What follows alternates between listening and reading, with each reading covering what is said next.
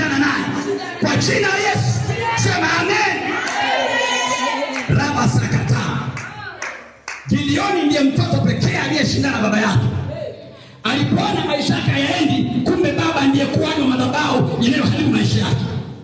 Gideoni akaamua, sasa baba, nimekuheshimu sana, nimekuvumilia sana, nimekunyamazia sana, saa ya Mungu imefika, naenda nipome madhabahu yako.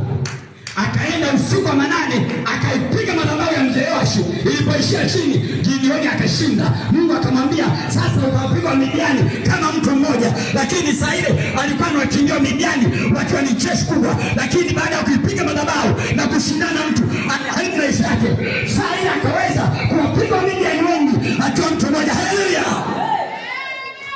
Hata wewe unayaweza maisha bila mjomba, bila shangazi, bila nani, ila kuna kinachokufunga. Kuna watu wanaoshindana wewe, waoni hawataki upate, ndio wanakuwekea magonjwa, ndio wanakufitinisha na watu, ndio wanatuma uchawi, hawataki upate.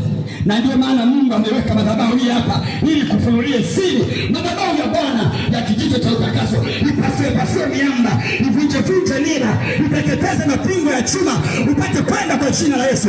Kama unamwamini Bwana sema amen. Kama unamwamini Bwana sema amen. Hebu sema kwa jina la Yesu. Kila kitasa kilichomimina juu yangu kinasambaratika leo. Kinasambaratika leo kwa jina la Yesu. Kwa jina la Yesu. Sema kila kitasa kilichomimina juu yangu kinasambaratika leo kwa jina la Yesu. Piga tena kelele kwa Yesu, sema